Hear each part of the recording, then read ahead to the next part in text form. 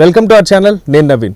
బాలకృష్ణ గారి సినిమా అంటే ప్రేక్షకులకు ఒక విందు లాంటి మంచి వార్త అని చెప్పుకోవాలి. అయితే బాలకృష్ణ గారి సినిమా అంటే ఇండస్ట్రీలో టాక్ అయితే శీత కష్టాలని ప్రతి ఒక్కరు కూడా మాట్లాడుతున్నారు. అయితే ఎందుకు అలాంటి మాటలు బయటకు వస్తున్నాయి, అది బాలకృష్ణ గారి విషయంలోనే ఎందుకు అలాంటి కష్టాలు ఎదురవుతున్నాయి, ఆ టాపిక్ గురించి మనతో మాట్లాడడానికి సినీ అనలిస్ట్ హేమసుందర్ గారు ఉన్నారు. సార్తో మాట్లాడదాం. నమస్తే అండి. నమస్తే అండి. కష్టాల్లోకెల్లా శీత కష్టాలంటే వేరేగా ఉంటాయి. ఏ హీరోకి కూడా, ఆ స్థాయిలోకి వెళ్ళిన ఏ హీరోకి కూడా అలాంటి కష్టాలు రావు. ఒక బ్రాండ్ ఇమేజ్ సంపాదించుకున్న టాప్ హీరోల్లో ఒకరైన బాలకృష్ణ గారికి సినిమా పేరు చెప్పంగానే శీత కష్టాలే ఎదురవుతున్నాయటండి. ఎందుకు మళ్ళీ ఆ పేరు లేదంటే ఆ వార్త మళ్ళీ వైరల్ అవుతుందండి? బాలకృష్ణ గారికి ఏం కష్టాలు ఏం రాలా. సినిమాకి వచ్చే కష్టాలు అనుకోవాలి, కానీ సినిమా కష్టాలే ఉంటాయి. ఇప్పుడు ఆయన చేసే సినిమాలకే ఎందుకు అట్లా ఎదురవుతున్నాయి అనేది, ఎందుకు ఎదురైనాయి అంటే, మొన్న అదే మీరు అఖండకి ఫైనాన్షియల్ ఇష్యూ వచ్చిందని, లేదా అంతకుముందు మోక్షజ్ఞ సినిమా ప్రారంభోత్సవం అనుకుని ఆగిపోయిందని, ఇట్లాంటివి కదా మీరు అనేది అనుకుంటే. రేపొద్దున ఈ వీర సింహారెడ్డి డైరెక్టర్ మల్లేని గోపిచంద్ బాలకృష్ణ గారి సినిమా NBK 111, ఆ సినిమాకి సంబంధించిన ఇంకొకటి కథాంశం ఏంటంటే కథ మారుతుంది అనేది వార్తలు వస్తున్నాయి. ఇది అనఫిషియల్ వార్త చెప్పాలంటే. అంటే బడ్జెట్ భరించలేకపోతున్నాం అని ఆ మాట అట్లాంటి పెద్ద హీరోకి ఆ మాట వినిపించడం అనేది ఒకంత ఆశ్చర్యమే అని చెప్పుకోవాలి. సినిమా కళారంగంలో ప్రస్తుతం ఉన్న ప్రాబ్లం ఏంటంటే, అది ఒక బాలకృష్ణ గారి అని కాదు, ప్రతి హీరోకి కష్టాల టైం ఇది. ఏ సినిమా ఎందుకు హిట్ అవుతుందో అర్థం కావట్లేదు. పెద్ద సినిమాలు చేయబడితే ఏమవుతుందంటే, ఒక్కొక్కసారి డిజాస్టర్ అయిపోయింది అనుకోండి, భారీగా నష్టాలు వచ్చేస్తున్నాయి. మీరు హరిహర వీరమల సినిమా చూడండి. పెద్ద సినిమా పాన్ ఇండియాకు పులిని చూసి నక్కవాత పెట్టుకున్నట్టుగా అందరూ పాన్ ఇండియా పరుగులు పెట్టడం వల్ల సినిమా ఆడలేదనుకోండి, అది నష్టం భారీగా ఉంటుంది. అందుకనే ఎంత ఖర్చు పెట్టాలో అంతే ఖర్చు పెట్టాలి. మోతాదుకు మించి ఎక్కువ ఖర్చు పెడితే చివరికి అది చేదు అనుభవాలు ఎదురవుతాయి. మీరు హరిహర వీరమల విషయంలో చూసాము, కొన్ని పెద్ద సినిమాల విషయంలో. గతంలో రాధేశ్యామ అనే సినిమా, ప్రభాస్ సినిమా, బోల్డ్ ఖర్చు పెట్టారు వాళ్ళు, యువి క్రియేషన్స్ వాళ్ళు. ఆ సినిమా చూసాము. పెద్ద సినిమాలు అనుకున్నవన్నీ ఒక పెద్ద సినిమా ఫ్లాప్ అయితే దాని ఎఫెక్టు చాలా సినిమాల మీద పడుతుంది. అట్ల లెక్క ఆ ఇండస్ట్రీలో ఇప్పుడు ఈ పులిని చూసి నక్కవాత పెట్టుకుంటే పాన్ ఇండియా అనే పేరుతో వీళ్ళు పెద్ద సినిమాలు ప్లాన్ చేసుకోవడం, ఇది వర్కౌట్ కాదేమో అనే భావన ఇప్పుడు నిర్మాతలు కొంతమందిలో వచ్చింది. అందుకనే ఆ పెద్ద సినిమాలు చేసే సాహసం కూడా చేయట్లేదు.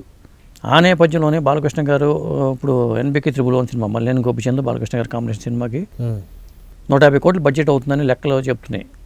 అది కొద్దిగా హిస్టారికల్ బ్యాక్డ్రాప్ కాబట్టి, మహారాజు రాణి కథ అనుకున్నారు కాబట్టి, ఇది బడ్జెట్ మనం ఇంత బడ్జెట్ వర్కౌట్ అవ్వదేమో, పునరాలోచన పడ్డారనే టాక్ వినిపిస్తుంది. అంటే ప్రస్తుతం నడుస్తున్న సిచ్యువేషన్స్ని చూస్తే ప్రజెంట్ మనం పెట్టబోయేది ఒకంత ఆలోచించుకొని ఎట్లా చేయాలనేది, ఎంత పెడితే ఎంత రాబడుతుంది ఆ లెక్కలు ఎప్పుడూ ఉండాలి సినిమాకి.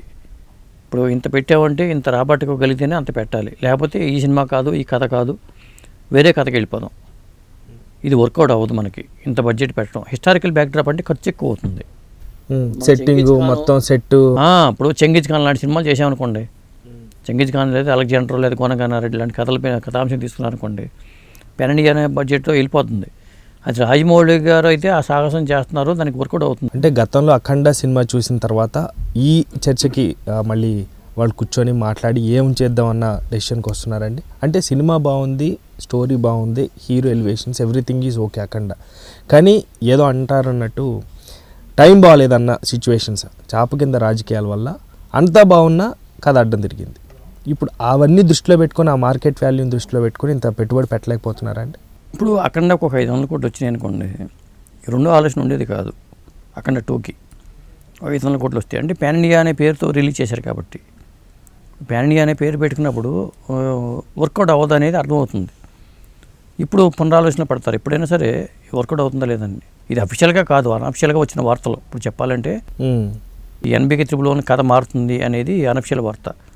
మరి నయనతార ఉంటుందని చెప్పారు. ఇప్పుడు నయనతార ఉంటుందా లేదా, ఎందుకంటే అడ్వాన్స్ లోపల ఇచ్చి ఉంటారు కదా, హీరోయిన్ మారకపోవచ్చు, కథ ఉండొచ్చు నేను అనుకోవటం. ఇప్పుడు జాట్ అనే సినిమా వచ్చింది, సన్నీ డియోల్ది, అది మల్లేని గోపిచంద్ చేశాడు. అది బాలకృష్ణ గారు చేసిన అద్భుతంగా ఉండేది ఆ తరహా కథాంశాన్ని. ఇప్పుడు బాలకృష్ణ గారి ఇమేజ్ తగ్గట్టుగా ఆయన మ్యాన్ ఆఫ్ ది మాసెస్ అంటాం కదా, ఆ ఇమేజ్ తగ్గట్టుగా మళ్ళీ ఒక మాస్ కథాంశాన్ని ఎంచుకోవాలి. కథ రెడీగా ఉంటే వేరే విషయం, కథ రెడీగా లేకపోతే లేకపోతే మోక్షజ్ఞ సినిమా తర్వాత ఇది పెట్టుకుంటారా? ఇది వార్తలు నిజమై ఉంటే కథ మారుతుంది అనుకున్నప్పుడు కథ రెడీగా ఉండాలిగా, వెంటనే రెడీ అయిపోదు కదా.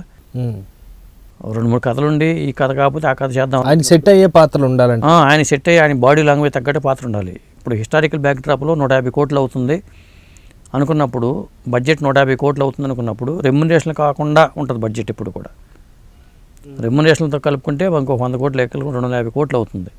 250 కోట్లు వర్కౌట్ అవ్వదు, బయ్యర్లు ఆందోళన చెందుతారు అనే నేపథ్యంలో ఈ కథ కాదు, మళ్ళీ బాలకృష్ణ గారిని ఒక పోలీస్ ఆఫీసర్గా చూపిద్దాం, లేకపోతే ఇంకో పాత్ర చూద్దాం అనుకుని ఆ యాంగిల్కి వెళ్ళిపోతారు. ఇప్పుడు ఎన్టీ రామారావు గారు కూడా అంటే ఏజ్కి తగ్గ పాత్రలు కూడా చేయాలి, పాత్ర కూడా అలా ఉండాలి. ఇప్పుడు జస్టిస్ చౌదరి, కొండవీటి సింహం, ఎన్టీ రామారావు గారు చేసిన అత్తర పాపరాయుడు, ఈ తరహా కథాంశాలు తీసుకోవచ్చు. ఆ రోజుల్లో పాన్ ఇండియా అనే పేరు లేదు కాబట్టి అక్కడ తెలుగు సినిమాల వరకు వెళ్ళినాయి. ఇప్పుడు పాన్ ఇండియా అనే పేరు వచ్చింది కాబట్టి బడ్జెట్ కూడా పరిమితితో దాటి వెళ్ళిపోతున్నారు. వెళ్ళకపోవడం బెటరు, ఇండస్ట్రీ కూడా అది మంచిది కాదు.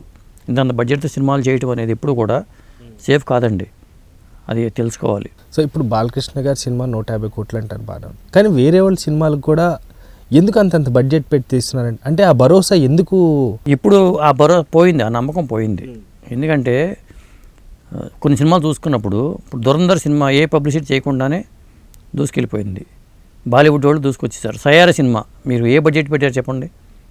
బాలీవుడ్లో సయారా అనే సినిమాకి ఎంత బడ్జెట్ పెట్టారు, అది ఎంత వసూలు చేసింది? అంటే కంటెంట్ బాగుంటే ఎలా ఉన్నా చూస్తున్నారు. ఇప్పుడు శంబాల తీసుకోండి, మీరు శంబాలకి ఏమైంది ఖర్చు పెట్టారు? చిన్న సినిమా శంబాలకి బ్రహ్మాండంగా వస్తున్నారు జనం. జనాలకు తెలిసిపోద్ది ఏది మంచి కంటెంట్, ఏది మంచిది కాదనేది. ఇంకొకటి ఏంటంటే ఒక చిన్న హీరో మీద పెద్ద బడ్జెట్ పెట్టినా ఒకసారి వర్కౌట్ అవ్వదు, పెద్ద హీరో మీద ఇంకా అధిక బడ్జెట్ పెట్టినా కానీ వర్కౌట్ అవ్వదు. ఎప్పుడైనా వర్కౌట్ అవ్వాలంటే ఇంత ముందు సినిమా వర్కౌట్ అయితేనే ఇంకొక సినిమాకి వెళ్తారు వాళ్ళు. ఇప్పటిదాకా షూటింగ్ ఎందుకు స్టార్ట్ చేయలేదు అంటే ఎన్బికి త్రిపుల్ అఖండ 2 ఫలితాలు చూసుకుందామని ఆగి ఉండొచ్చు. అలాగని అఖండ 2కి వాళ్ళ అంచనాల ప్రకారం అయితే జనరల్గా అయితే 500 కోట్లను దాటాలి గ్రాస్ కలెక్షన్స్. ఆ పరిస్థితి లేదు. లేనప్పుడు ఆటోమేటిక్గా సతీష్ కెళ్ళారు, నిర్మాత సతీష్ కెళ్ళారు, ఇంత బడ్జెట్ నేను పెట్టలేనండి అన్నారనుకోండి, ఆల్టర్నేటివ్గా ఆలోచిస్తారు. కథల మీదే చూసుకుంటారు, కథను బట్టే కదా బడ్జెట్ ఎప్పుడు కూడా. ఇంకో కథకు వెళ్తారు, అదొకటి ఉంది. మళ్ళీ ఇంకోటి ఏంటంటే ఆదిత్య త్రిపుల్ అని మ్యాక్స్ అనే కథ క్రిష్ డైరెక్షన్లో అనుకుంటున్నారు వాళ్ళు, అది ఎప్పటి నుంచో అనుకున్న కథ. ఒకవేళ అది ఇది కలిపేసేసి మళ్ళీ ఒకే ప్రాజెక్ట్ కింద వెళ్తారా? చర్చలు నడుస్తున్నప్పుడు రకరకాలుగా డిస్కస్ చేస్తారు. మల్టీ స్టారర్ అన్న వార్తలు కూడా వినిపిస్తున్నాయి, ఎంతవరకు వాస్తవం అంటే? ఇవాళ మల్టీ స్టారరే సేఫ్ అనిపిస్తుంది. బాలకృష్ణ గారు అట్లా చేయడం కూడా గ్రేట్, ఎందుకంటే is one and only one స్క్రీన్లో కూడా కింగ్ అని చెప్పుకోవాలి. అలాంటిది ఈయన షేర్ చేసుకోవడం లేకపోతే వేరే ఒకరితో షేర్ చేసుకోవడం వర్కౌట్ అవుతుంటే కదా. ఇప్పుడు చిరంజీవి గారి సినిమా వాల్తేరు వేరే తీసుకోండి, వాల్తేరు వేరేలో రవితేజ గారిని పెట్టారు. ఇప్పుడు మనశంకర వరప్రసాద్ గారిని తీసుకోండి, వెంకటేష్ గారిని పెట్టారు. ఇలా పెడితేనే వర్కౌట్ అవుతుందని ఒక నమ్మకం కూడా ఉంటుంది. బాలకృష్ణ గారు ఒక్కళ్ళే కావాలా లేదా ఇంకొక హీరోని తీసుకొచ్చి యాడ్ చేసుకుని చేసే ఆలోచన కూడా చేస్తున్నారు. కానీ బాలకృష్ణ గారితో స్క్రీన్ షేర్ చేసుకునే అంత గ్రేసు అట్లా వర్కౌట్ అవుతుందా అనేది నా ప్రశ్న.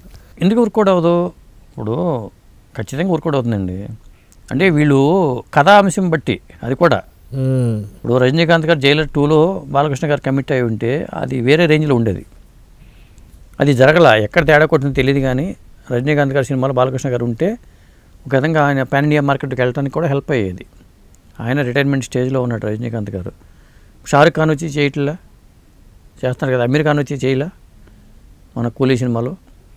అలా చేసి ఉంటే ఒక 20 minutes క్యారెక్టర్కి పడి ఉంటే జైలర్ 2లో తక్కువ నీడిగా ఉండటం వల్ల ఒప్పుకుని ఉంటారేమో అనుకుంటున్నాను నేను అనుకోవటం. ఏదేమైనా ఒక పాన్ ఇండియా మార్కెట్కి వెళ్ళాలంటే ఆ తరహాలో వెళ్ళాల్సిందే. కానీ ఇప్పుడు మల్యాన్ గోపిచంద్ గారి సినిమా మరి గతంలో జాట్ అనే సినిమా చేసి అద్భుతం చేశాడు కాబట్టి ఆ తరహా కథాంశాన్ని సన్నీ డియోల్ని మళ్ళీ జాట్ 2కి ప్లాన్ చేసుకుని సన్నీ డియోల్ని బాలయ్యని కలిపారనుకోండి అది వేరే రేంజ్లో ఉంటుందిగా. సమూజ్జి ఇప్పుడు మల్యాన్ గోపిచందే కదా సన్నీ డియోల్ని డైరెక్ట్ చేసింది. బాలకృష్ణ గారు ఎంటర్ అవుతారు ఇక్కడ.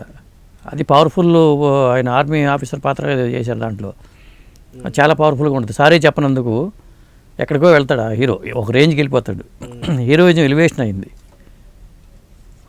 ఆ కథాంశాన్ని సీక్వెల్ చేసుకుంటూ బాలయ్య బాబుని యాడ్ చేశారనుకోండి, దానికి మైలేజ్ వస్తుందిగా. అంటే ఈ ఆలోచన ఎందుకు రాలేదని మళ్ళీ మల్యాన్ గోపిచంద్ కూడా అనుకుని ఉండొచ్చు, లేదా అదే కథనం జాట్ 2కి సీక్వెల్ చేద్దామని ప్లాన్తో ఉండొచ్చు, చెప్పలేం కూడా. ఈ వార్తలు బయటకు వస్తున్నాయి కాబట్టి కథ మారుతోంది అనుకున్నప్పుడు ఈ లెక్కలు కూడా మారుతాయి ఆటోమేటిక్గా. ఓకే. సో ఎప్పటిలోగా వచ్చా మనకి పాజిటివ్? అంటే ఈ సినిమా మీద క్లారిటీ రావాలంటే నేను అనుకోవడం 2-3 రోజుల్లో నీకు బయటికి అఫీషియల్ వార్త బయటికి రావచ్చు. నెక్స్ట్ వీక్లో ఎప్పుడైనా ఎప్పుడైనా రావచ్చు. Okay, right. Thank you sir. Thank you అండి. Thank you viewers. బాయ్.